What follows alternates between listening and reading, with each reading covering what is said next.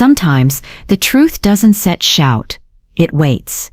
It waits behind closed doors, inside small hesitations, in the way a voice trembles when it shouldn't. And when it finally reveals itself, it doesn't just change what you see, it changes who you are. Her name was Elaine Porter, a woman who believed in building everything slowly and honestly. She had raised her son Marcus alone for years, taught him that real power came from integrity. When her husband Thomas came into her life, she thought the universe had finally rewarded her patience. He was kind, measured. The kind of man who spoke softly and remembered the small things, like how she took her tea or which jazz records helped her think.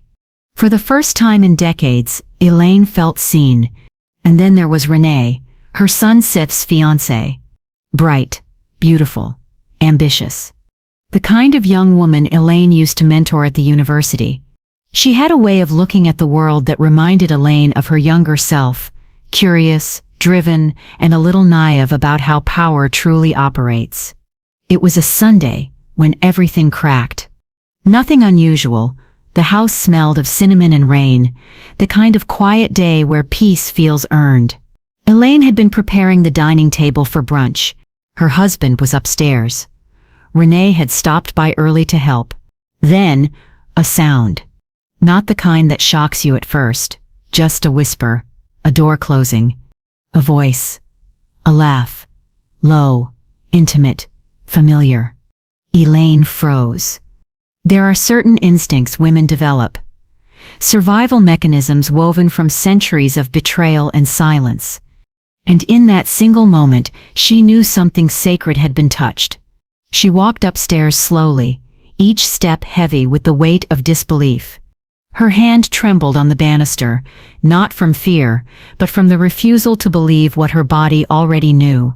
When she opened the door to the guest room, silence, then movement. Two figures, startled, panicked, scrambling to hide a truth too large to contain. Thomas. Renee. Her husband. Her son Seth's fiancé. Time fractured. There was no screaming, no cinematic chaos. Just silence, the kind that hums in your bones. Elaine stepped back, watching two people she loved most suddenly turn into strangers. Renee tried to speak, her words stumbling over guilt and disbelief. Thomas reached out, but Elaine raised her hand, not in anger, but in finality. "Don't set," she whispered. "Whatever this is, let it end in silence." She walked downstairs, every breath deliberate, like each inhale was teaching her how to survive betrayal in real time. When she reached the kitchen, she turned off the stove. The smell of cinnamon still filled the air, and that somehow felt cruel. She sat down at the table, staring at the two untouched teacups, one for her husband, one for Renee, and that sips when the first tear fell. Not because of what she saw, but because of what it meant. This wasn't just infidelity. It was displacement, the shattering of moral order inside her own home. How, she whispered to herself, does love turn into something that steals from its own house? And that's the question that will guide everything that follows. Because what Elaine didn't know, not yet, was that this betrayal would not destroy her. It would redefine her. It would reveal a side of her intelligence, resilience, and spiritual mastery that even she didn't know existed. It would uncover the architecture of deception, how people hide weakness inside affection, and how women like Elaine learn to rebuild truth from ashes. Here's what that moment teaches us. The narrator continues softly. Betrayal isn't just a breaking of trust. It's an invitation to see who you are when the world shows you who it really is. And as the screen fades to black, a single line appears. She thought she caught them by accident. She didn't know, she was walking into a larger design. Every story of betrayal begins long before the moment it's discovered. It starts with the small concessions, the times we explain away discomfort, silence our instincts, and call it grace. Elaine Sepp's story was no different. Her pain didn't begin that Sunday morning. It began years earlier, in the quiet corners of compromise. Elaine had grown up in a world where dignity was currency. Her mother was a domestic worker, disciplined, prayerful, invisible to the families she served. She used to tell Elaine, "Never let them see you angry. Anger makes them comfortable thinking you've lost control." So Elaine learned early that silence could be armor. She excelled in school, earned a psychology degree, and built a reputation as a calm, articulate woman who could mediate chaos with grace. But beneath that calm was something else, a deep fatigue from always being the one who understood, forgave, and adapted. A quiet exhaustion from being the strong one in rooms that never asked if she was okay. Thomas entered her life during one of those long seasons of fatigue. He was the opposite of chaos, or so he appeared. An architect. Gentle, grounded. He listened when she spoke, and that was rare enough to feel like love. They married 2 years after meeting, and for a while it was steady. He treated Marcus, her son, with kindness. Though there was always a subtle distance, a rivalry Elaine never wanted to name. Thomas had a way of admiring Marcus that carried a faint undercurrent of envy. He saw in Marcus the kind of freedom he never had, a young black man raised by a mother who valued intellect over obedience. Marcus was bold, idealistic. He wanted to build community centers in underfunded neighborhoods. Renee had joined his project as a communications intern. She was magnetic, all promise and fire. Elaine had admired her immediately. She saw herself in the young woman, the ambition, the poise, the subtle insecurity that often comes with brilliance unrecognized. So she took her under her wing, offering mentorship, advice, even access to her home. But something shifted slowly, invisibly. Thomas began attending Marcus's project meetings. At first to support, later Elaine noticed, to guide. He'd compliment Renee often, sometimes too warmly. Elaine noticed but dismissed it. Not because she trusted him blindly, but because she didn't want to live in suspicion. She believed in earning peace through grace, the way her mother had taught her. Love doesn't watch the door for betrayal, she once told her friend. It trusts that integrity will keep it closed. But trust, without accountability, is often where betrayal hides best. There were other signs. Moments when Thomas's phone would light up with messages late at night.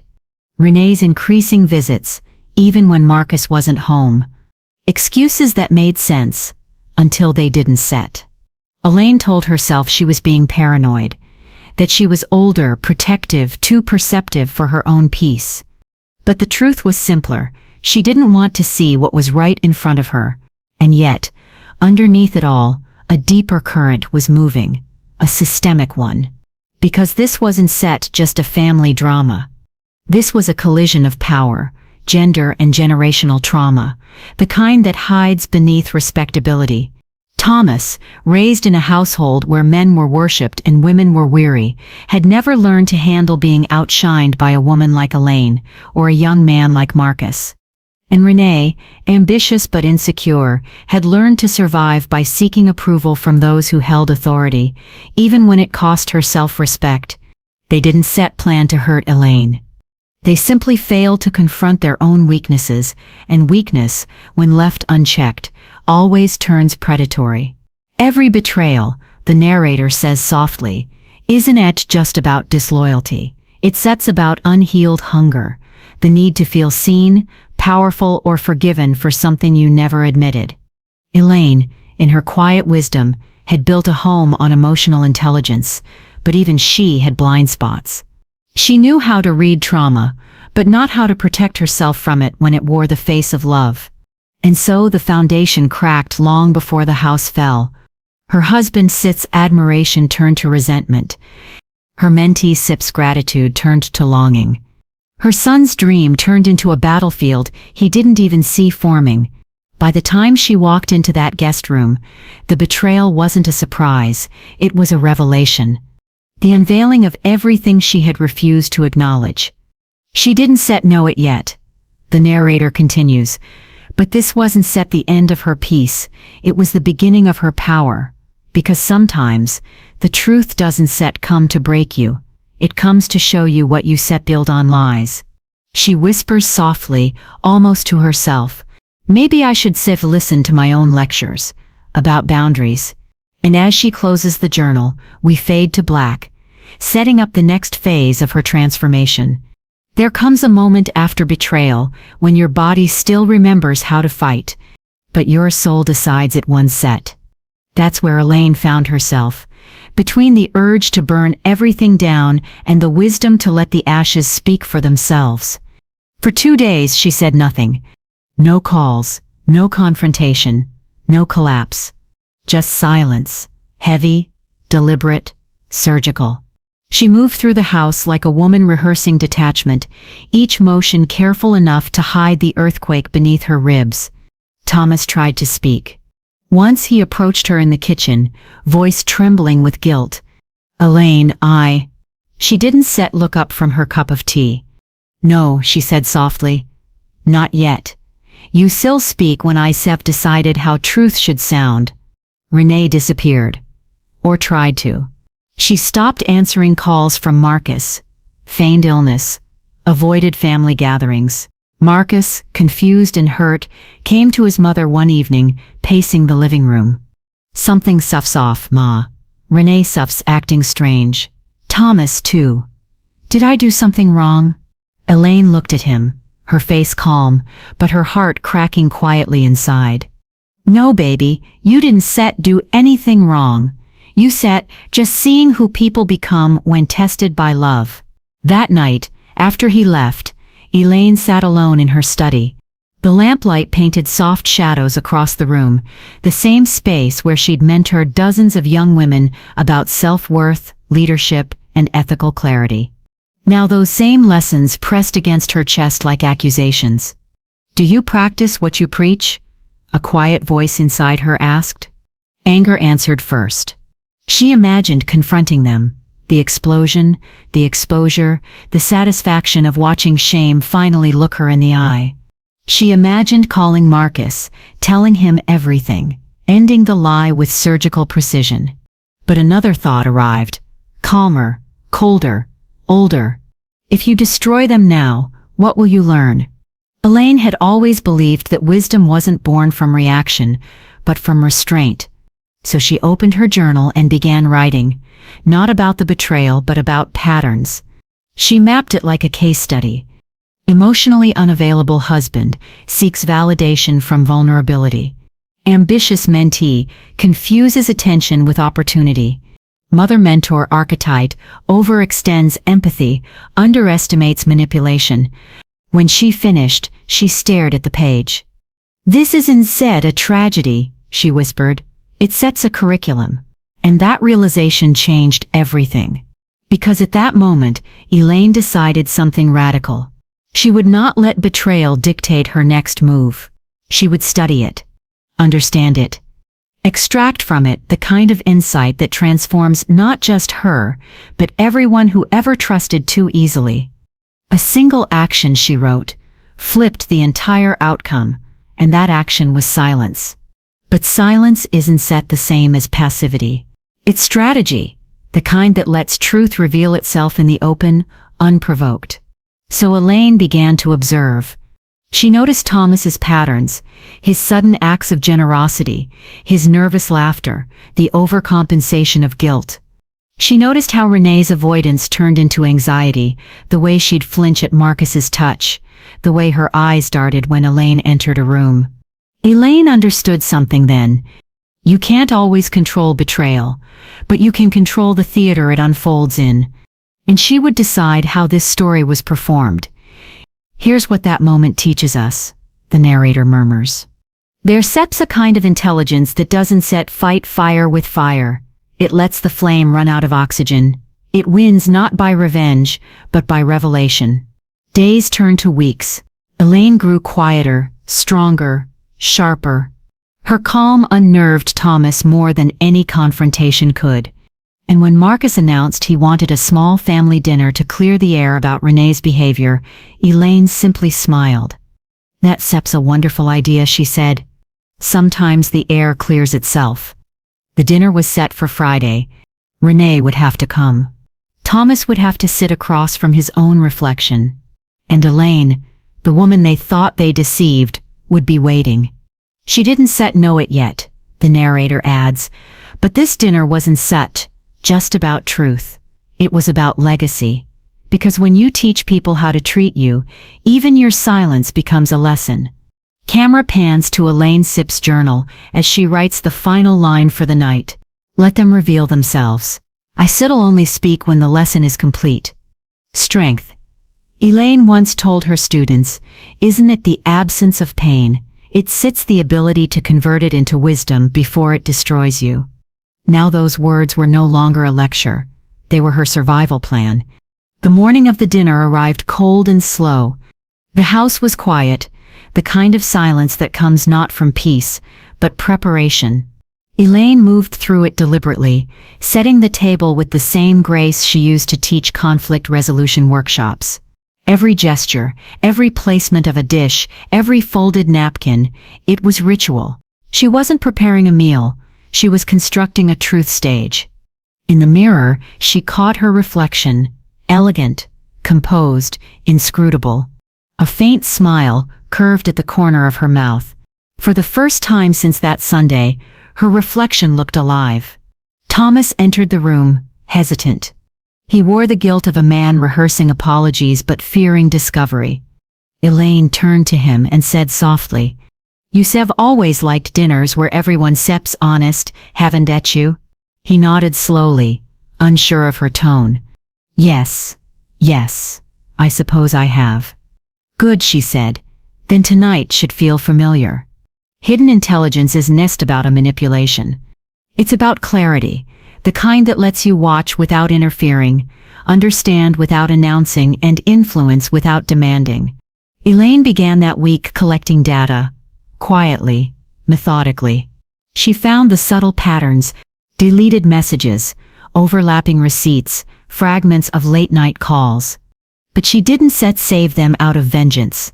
She studied them, dissected the psychology behind them. Why would a woman like Renee, full of promise, risk everything for secrecy? Why would a man like Thomas, disciplined and admired, trade loyalty for flattery? It wasn't lust, it was insecurity seeking validation. A shared weakness disguised as passion. Elaine recognized it. She'd written entire lectures about that form of moral blindness. So she didn't plan to expose them with evidence. She planned to let the evidence expose them. At the university, Elaine gave a guest lecture that week titled The Anatomy of Deception, How Power Distorts Truth. Her students leaned in as she spoke calmly, dissecting the emotional mechanics of betrayal, how guilt makes people overcompensate, how liars crave proximity to the ones they've wronged, how silence can create the loudest confessions. Every word of that lecture was about her life, but no one knew it. And that was her brilliance, turning private pain into public insight. Here's what that moment teaches us, the narrator says quietly. The mind that studies its own suffering becomes untouchable, because knowledge transforms chaos into strategy. By Thursday night, Elaine had a plan, not of revenge, but revelation. She invited a close colleague, Dr. Hughes, to the dinner as a family friend. Dr. Hughes specialized in behavioral analysis and had long admired Elaine's clarity under pressure. She wanted someone there who could read subtext the way she could, a witness to truth without theatrics. Marcus was excited. He believed the dinner was about resolving Renee's distance. He even bought flowers. Elaine smiled when he handed them to her, and something in her heart broke again. Not from anger, but from the unbearable purity of his faith in people. He still believes love is enough, she thought. He has instead yet learned that love, without self-awareness, becomes self-harm. Renee arrives, trembling beneath practiced smiles. Thomas greets her with forced normalcy. Marcus beams, trying to bridge the tension. Elaine sits at the head of the table, silent, watching, not judging, measuring. She begins the meal with a gentle conversation about honesty in relationships. Her tone is warm, professorial, never accusatory. That's interesting, she says lightly, how people often think truth protects relationships, when in reality, it tests them. Renee sits fork, pauses midair. Thomas looks down. Marcus, oblivious, nods enthusiastically. That's Sep's deep, Ma. You always say truth makes love stronger. It does, she replies, her eyes resting on Renee. Unless the love was a lie to begin with. Silence. The kind that stretches between breaths, waiting to break. Dr. Hughes, watching quietly, takes a slow sip of water. The atmosphere thickens with awareness. Elaine smiles gently, unfazed. Eat, everyone. There sits nothing worse than cold food and half-truths. Her calm is disarming, unsettling. Every word she speaks sounds like grace, but feels like truth disguised as judgment. And by the end of that dinner, something irreversible has shifted. Thomas Sip's confidence fractures. Renee's composure collapses under the weight of her own guilt. And Elaine, she never raises her voice once. Because power, real power, doesn't set shout. It waits, and lets the unworthy confess to silence itself. She didn't know it yet, the narrator concludes, but this was her first quiet victory. The beginning of her silent climb, where truth stops being pain and starts becoming proof. Every controlled burn risks wind, the narrator begins. You can light it with purpose, but you can always predict which way the smoke will travel. Elaine's silence had been deliberate, measured, but the world around her was about to turn that silence into spectacle. A week after the dinner, at the university, whispers began circulating. Someone had leaked fragments of Elaine's lecture, The Anatomy of Deception, to the faculty group chat, twisting her analysis into rumor. Was she talking about her husband? Did she find out something? Is this but her son, Finn's fiancée, one of her mentees? It spread with the speed of curiosity disguised as concern. By Wednesday, the dean called her in. He smiled politely, but the undertone was clear. We suffer just making sure everything's stable at home, Elaine. Stable. That word cut deeper than any accusation. It sets always the women, she thought bitterly, who are asked to prove they stable, never the men who fracture them. At home, the air was thicker than before. Thomas moved carefully, his guilt now seasoned with defensiveness. He resented her composure. Her unshakable dignity made him feel exposed even when unspoken. Elaine, he said one night, I feel like you sit judging me without saying a word. That's Sep's projection, Thomas, she replied calmly. You Seps are mistaking your reflection for my silence. He stared at her, speechless. That was the thing about Elaine, she didn't fight. She diagnosed. Renee, on the other hand, was unraveling. She'd started missing work, showing up late to Marcus's meetings, fumbling through conversations. Guilt had begun eating her alive, but fear kept her from confessing. Marcus finally noticed. One evening, as Elaine prepared dinner, he confronted her. May. I think Renee Sep's hiding something. I don't know what it is, but I can feel it. Dad Sep's acting weird too. Am I crazy? Elaine looked up. The moment she dreaded had arrived. She wanted to protect him from the truth, but lies had already started poisoning his peace.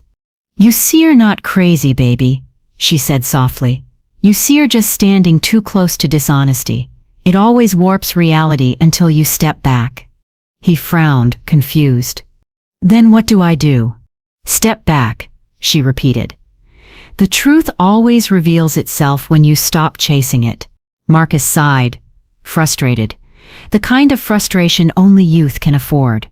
He didn't yet know that wisdom often looks like inaction. The human mind can only hold deception for so long, the narrator explains. Guilt is gravity. The longer you hide, the heavier you become. That gravity pulled Renee down first. The next day, during a community event Marcus organized, Renee made a mistake. She arrived late, disheveled, nervous, and Thomas showed up moments later. Their eyes met across the crowd, and the brief flicker of recognition was enough. A photographer caught it. One flash, and the image froze betrayal in motion. Within hours, social media carried it.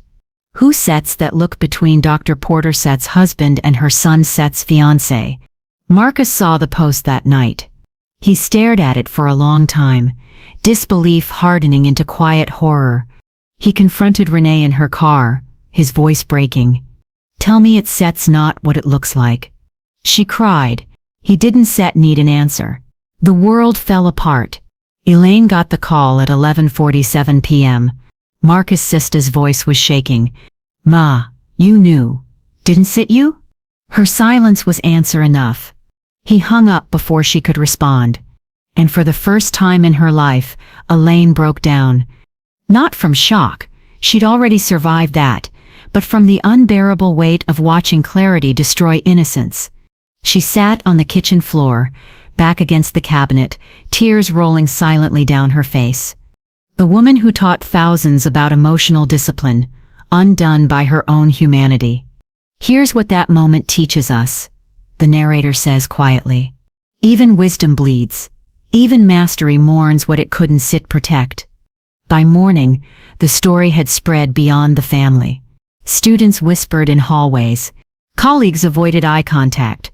The dean called again, this time with subtle condescension cloaked in empathy. "Elaine, perhaps you should take a leave of absence. Let the rumors die down." She thanked him politely, but when she hung up, something inside her hardened. She realized that the same system that praised her intellect was now questioning her credibility, not because of her actions, but because of a man's failure and a young woman's recklessness. The system always finds a way, she thought, to turn a woman's wound into her liability. She didn't know it yet, but this was her breaking point. Not the end, but the edge where resilience becomes revelation. Because when the world humiliates you for someone else's sin, that steps when you stop seeking fairness and start building freedom. She whispers to her reflection, "You've survived worse. Don't fight the fire. Let it burn what was weak."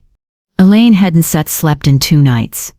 The house was too quiet, except for the faint echo of Marcus Sip's last words. "You knew, didn't you?" Each syllable clung to her skin like humidity. There's a certain kind of grief that doesn't cry, it just watches everything you built lose meaning. But as the rain tapped the window, something inside her began to shift. For the first time in days, she wasn't replaying what had been lost. She was studying it, like data. When the world burns down around the wise, they don't rebuild the same house. They draw a different map. Elaine poured a cup of black coffee, sat at her kitchen table, and opened a notebook. She drew 3 columns. The system, the people, system, and self. Then she wrote beneath each, "The system protects appearance, not truth. People protect comfort, not integrity. The self must protect peace, not reputation." She stared at the words for a long time. They didn't comfort her. They instructed her. That afternoon, she called the dean. "You are right," she said calmly. "I'll take a leave." He sighed with relief. But Elaine wasn't retreating, she was repositioning. She spent the next week dismantling her old routines. No department meetings, no university gossip. Instead, she began recording her private thoughts, long, unscripted monologues about emotional resilience, betrayal, and systemic gaslighting. She didn't know it yet, but those recordings would become the foundation for her next chapter, a quiet revolution disguised as introspection. Healing isn't the absence of pain, the voice says. It sets the decision to use pain as curriculum. One afternoon, as she reviewed her recordings, Elaine found a sentence that froze her. "The danger of being composed is that people mistake it for weakness." She replayed it 3 times. That line, born of exhaustion, became her compass. "You've been everyone's anchor for years," Nia said. "But anchors don't move. They hold. Maybe it's time you let yourself drift, not away, but towards something new." "Drift?" Elaine asked softly. "That sounds like surrender." Not drift without direction, Nia smiled. Drift with discernment. Let the current show you where your resistance really lives. Elaine sat in silence, processing. Drift with discernment. The phrase landed somewhere deep. For years she's built her identity on control. Now, maybe control wasn't power. Maybe presence was. That night, she journaled again. She wrote, I don't want revenge. I want revelation. I don't want them to suffer. I want them to see. The truth doesn't need defenders, just time. As she wrote, her breathing slowed. Her body, once tense and armored, began to feel lighter. Not healed, not yet, but available. Days passed. Marcus had moved out temporarily, still angry, still processing. Renee had vanished, quit her job, left town. Thomas remained quiet, his guilt turning him into a ghost in his own house. Elaine used the silence.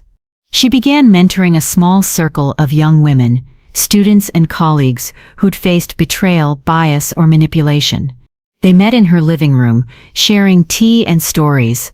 No judgment, no performance, just truth. One evening, a student named Janelle said, Dr. Porter, how do you stay so calm? After everything? Elaine smiled faintly. I stopped trying to stay calm. I just stopped letting chaos audition for control. The room went silent. That moment, simple, unplanned, was when Elaine realized her voice could still move people. Not from a podium, not through academia, but through authenticity. She didn't know it yet, but this was the moment the mentor was born. Not the lecturer, not the professor, the truth keeper. Pain had stripped her titles, but gifted her testimony. Weeks later, an unexpected message arrived in her inbox. It was from Marcus. Mom, I watched one of your old lectures about resilience and identity. You said, sometimes forgiveness isn't set for the other person. It sets the final form of freedom. I'm not ready to forgive, but I think I'm ready to understand. Elaine read it twice, then closed her eyes. Tears came, not from sadness this time, but from recognition.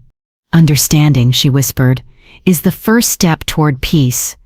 That night, as the moonlight filled her study, Elaine recorded one final reflection. Here sits what that moment teaches us. Transformation doesn't begin with revenge. It begins with remembering who you were before the betrayal. She looked directly into the camera. A single action flipped the entire outcome, not theirs, but mine. I chose to rebuild in public what they destroyed in private. And so begins the second act of every survivor Seth's story, when silence turns from shield to sword.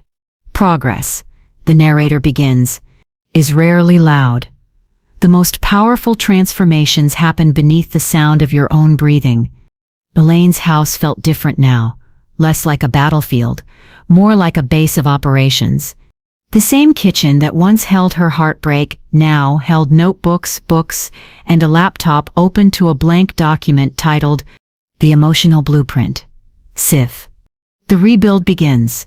She started with a plan, not for revenge, but for reclamation. She would take the very subjects that had once been her downfall, betrayal, bias, silence, and turn them into curriculum. Not lectures for the university, but lessons for the world. Every morning, she recorded short monologues, just her voice, raw and calm. Here sets what they don't tell you about endurance. It sets not surviving pain, it sets mastering meaning. Silence isn't weakness. It sets an unfinished sentence, waiting for wisdom to complete it. She uploaded them quietly under a new name, The Quiet Rebellion. Within 2 weeks, her words began to spread, not virally, but organically. Comments filled with gratitude. This saved me. I thought I was crazy until I heard this. Whoever you are, thank you for telling the truth without shouting. When power disguises itself as humility, it becomes unstoppable. Elaine Sepp's silence was no longer retreat, it was rhythm. Every word now struck like a heartbeat of rebellion. Marcus returns. It was mid-afternoon when he came by, nervous, carrying an old photo album. Elaine opened the door. The silence between them was no longer charged, just tender. "You look stronger," he said quietly. "I stopped waiting to feel okay," she replied. "I just started acting like I would." He handed her the album. "I think it's time I came home." For a moment her composure broke. She hugged him, not as a mother needing forgiveness, but as a teacher witnessing understanding take root. "We rebuild with awareness now," she whispered. "Not denial." The return of the institution. By late autumn, the dean called again. "Dr. Porter, the university board has requested your return. Students have been petitioning for you. They say your absence changed the energy on campus." Elaine smiled slightly. "I should consider it," she said. But she already knew her answer. She'd outgrown the structure that once defined her. Instead, she proposed a new course. The psychology of power and integrity. Not just academic, experiential. It would integrate storytelling, strategy, and emotional intelligence, a bridge between trauma and transformation. When the board reviewed it, they were skeptical. But the community wasn't set. Her online following had exploded. Journalists began quoting The Quiet Rebellion without even knowing it was her. A podcast invitation. A keynote speech. Her students hosting dialogues about ethics and empathy. Her words were no longer confined to classrooms. They were contagious. Thomas watches from afar. He saw her face on a magazine cover. Headline: "The woman who turned betrayal into blueprint." He couldn't read the article. Every paragraph would be an indictment.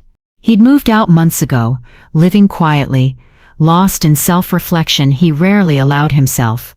One night, he called her. "Elaine, I don't expect forgiveness, but I see now that you were never trying to hurt me. You were just trying to heal with dignity." She paused. "Thomas, forgiveness isn't set approval. It sets just release. Does that mean we could talk again?" "We are talking," she said softly. "But not as husband and wife. As two people learning what accountability sounds like." He didn't respond, but for the first time, she heard him exhale. The rise continues. By winter, Elaine's movement had grown into a platform. Hundreds of women wrote to her, sharing their own stories of betrayal, racism, and rebirth. Elaine read each one personally, often responding late at night, "You are not broken, you are simply unfinished." Sometimes, the apology you never get is the one you must give yourself. Each message restored a piece of her. She was no longer performing strength, she was embodying it. A single action flipped the entire outcome, not exposure, not confrontation, but composition. She built a new language for survival, fluent in grace, fluent in truth. The same community that once pitied her now quoted her. Her name, once whispered with scandal, was now spoken with reverence. Elaine had turned humiliation into curriculum, pain into pedagogy, betrayal into blueprint. Elaine walking into a lecture hall, standing before a crowd that rises in quiet respect. Marcus sitting in the front row, smiling proudly. The faint reflection of Renee's name on an unopened letter in Elaine's bag, a silent reminder that some stories never get full closure, only peace. She didn't need to win loudly. The climb was never about revenge, it was about remembering her altitude. And when dignity becomes strategy, victory no longer needs announcement. The truth doesn't need defenders, the narrator begins. It simply waits for enough silence to be heard. After months of quiet rebuilding, Elaine stood once again at the podium, but this time it wasn't the university calling her back. It was a national conference on ethics and emotional intelligence. The theme, "The Resilience in an Age of Deception." Her face appeared on the main banner, calm, regal, centered. No scandal, no speculation. Just a name associated now with dignity, depth, and direction. The auditorium was packed. Scholars, students, journalists, even members of the university board, all waiting to hear the woman whose silence had become legend. Elaine took a deep breath as the moderator introduced her. Dr. Elaine Porter has redefined how we think about integrity and endurance. Her insights on emotional sovereignty have inspired thousands. Applause filled the room. She walked slowly to the podium. No notes, no slides, no pretense. "Good morning," she began, her voice measured, calm, commanding. "I was asked to speak about resilience, but I've learned that resilience isn't about bouncing back, it's about rebuilding forward." The audience leaned in. "A while ago," she continued, "my life imploded, privately, then publicly. I was betrayed by people I loved. The pain was real, but so was the clarity that followed. You see, betrayal isn't always personal. Sometimes it's systemic. Because when truth makes people uncomfortable, the system rushes to silence the one who stands still." The crowd was still. The dean, seated 2 rows back, shifted uneasily. Reporters scribbled notes. But Elaine didn't set a cues. She illuminated. "Here's what that moment taught me. You can survive what was meant to destroy you if you stop trying to be understood and start trying to understand yourself." Applause rippled through the room, quiet at first, then growing, unstoppable. She wasn't just telling a story. She was dissecting the anatomy of power, in real time, before the very eyes of those who once doubted her. When the Q&A began, a young woman stood up, visibly nervous. "Dr. Porter, how do you know when to forgive the people who never apologized?" Elaine smiled gently. "When their names stop controlling your peace." The audience murmured in agreement. Then another hand went up, a journalist. "Dr. Porter, there's a lot of talk about your leave of absence last year. Some said it was due to personal controversy. How did you manage that?" Elaine paused. The air tightened. Her eyes scanned the crowd, the dean, the faculty, the cameras. Then she said, "I managed it by remembering that truth doesn't beg. It just waits for proof to mature." Gasps. Then silence. Then thunderous applause.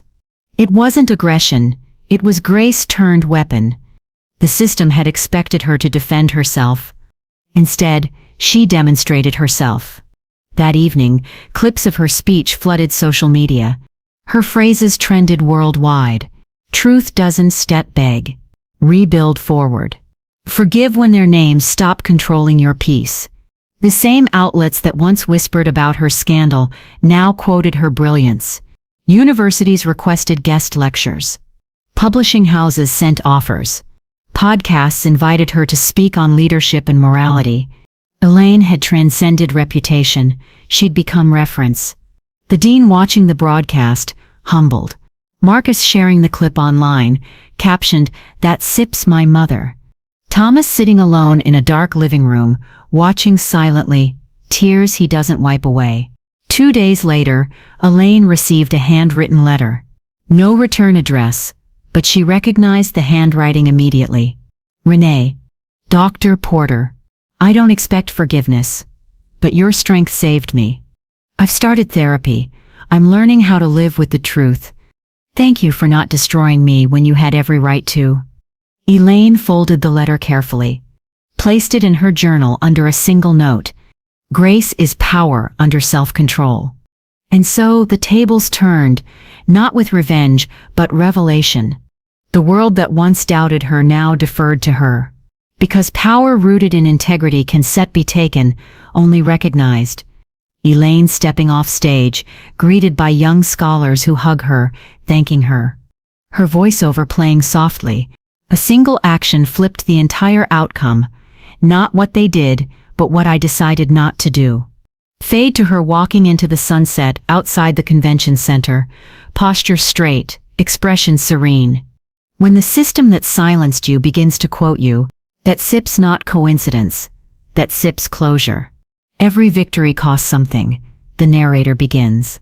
Sometimes the price is visibility. Other times it's the silence that follows applause. The conference had ended 2 weeks ago. Elaine Sepp's speech had gone viral. Her inbox overflowed with invitations, praise, and gratitude. But in the quiet of her home, none of that mattered. She walked through her study one evening, the same room where months ago she'd recorded her first message as the Quiet Rebellion.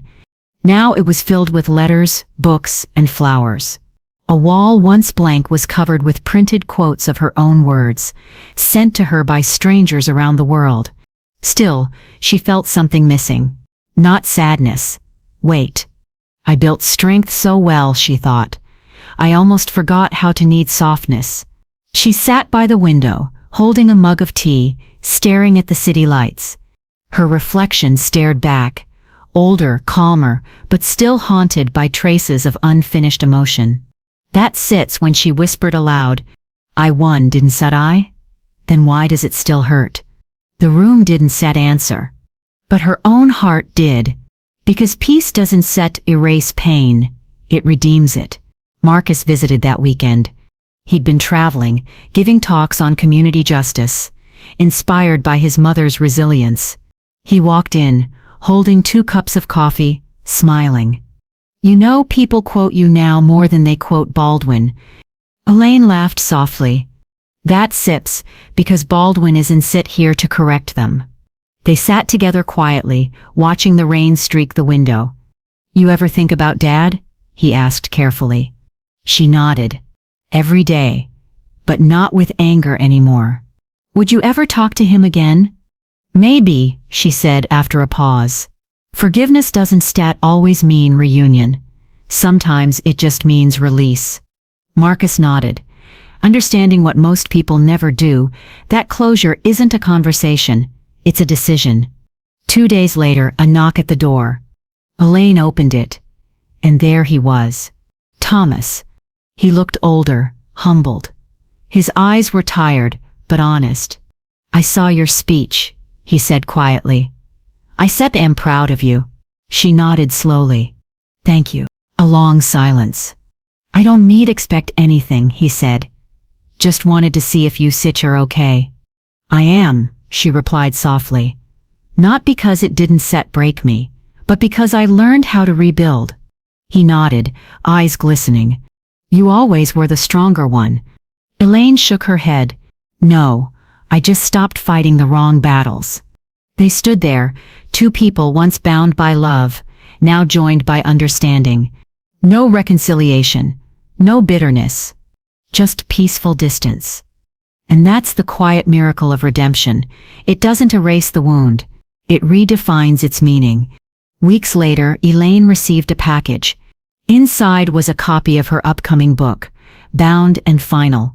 The Quiet Rebellion, Lessons on Truth, Betrayal, and Becoming. The publisher had included a handwritten note. Dr. Porter, your story isn't just survival. It sets strategy for the soul. She smiled, tears forming again, but this time, gratitude replaced grief. As she held the book, she remembered every sleepless night, every tremor of doubt, every moment she almost broke, and realized, it was all building something I couldn't see yet. Elaine walking through a park at sunrise. Bird song replaces the piano. She pauses near a bench, watching people pass, ordinary lives unscarred by scandal, untouched by scrutiny. And she smiles. Peace, she says to herself, isn't the absence of noise. It sets the ability to hear your own voice through it. She didn't win through vengeance, or exposure, or control. She won by mastering the art of emotional alchemy, turning what should have destroyed her into something that instructs the world. Because redemption isn't about proving them wrong. It's about proving yourself right, about who you always were. Elaine returns home that evening. She opens her journal and writes 3 final lines. I forgive the silence that misunderstood me. I bless the pain that refined me. And I trust the truth that never left me. She closes the book. A slow smile forms, not triumphant, but whole. The cost of wisdom is pain. The reward is peace that no one can take. What happens after the storm? The narrator asks. For some, it sits silence. For others, It sits song. Elaine stood at the edge of the university courtyard, the same one where she'd once been dismissed, doubted, and disregarded. Now, banners hung with her face. The new Elaine Porter Center for Strategic Leadership had just been inaugurated. A decade had passed since the scandal that nearly ended her career. But time had done something remarkable. It turned her pain into pedagogy. Inside the auditorium, young scholars, community activists, and students filled every seat. Elaine stood before them, older now, her hair silvering, her voice deeper, but still calm. "I once believed betrayal was the end of truth," she began. "But I was wrong. Betrayal only ends illusion. The truth, it survives everything." A hush filled the room. You could feel the collective breath of people listening not to a speaker, but to a survivor who had become a sage.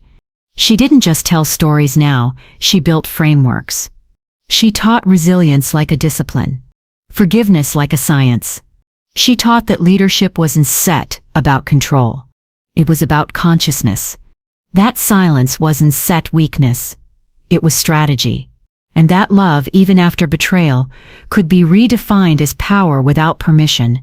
"Some of you," she said, looking directly into the crowd, "will face your own version of this story. It might not be a betrayal of marriage, but of faith, of trust, of purpose. When that happens, breathe. Don't react.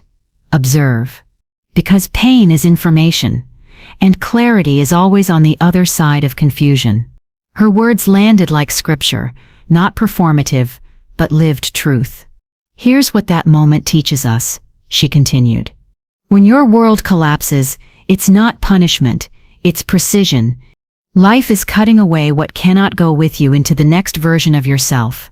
Scenes of people watching her videos, reading her book, writing journals, healing in their own ways.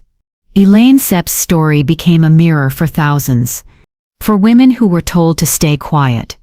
For men learning to unlearn domination. For sons and daughters reclaiming the wisdom of their mothers. Later that evening, Elaine returned to her home, the same one filled with light and calm.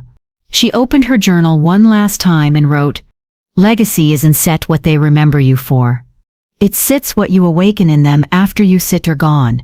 She closed it gently, then looked at a framed photo on her desk, her son Marcus, his new family, and a baby girl smiling wide. A new generation, born from a story that nearly ended hers. She whispered, "Maybe that sets how the cycle finally breaks, not through vengeance, but vision." A single action flipped the entire outcome. It wasn't the confrontation. It was the moment she chose truth over trauma.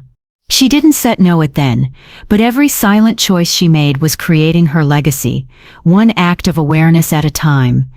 The narrator returns, calm, warm, intimate. So if you sit or watching this, and your heart feels heavy, this story isn't about Elaine, it's about you. The injustice that nearly broke you is the same material that will one day build your wisdom. Forgive not because they deserve peace, but because you do. Pause. Your pain is not your enemy. It's your engineer. Elaine's voice returns over slow-motion visuals of her walking through the courtyard, the wind moving through the trees, light breaking through clouds. Transformation doesn't look like victory. It looks like understanding. And the moment you understand, you steer free. Like, comment, and subscribe. Not for the algorithm, but for the alignment. Because when we share stories like this, we shift culture one truth at a time. The quiet rebellion continues. Stay grounded, stay awake, stay free.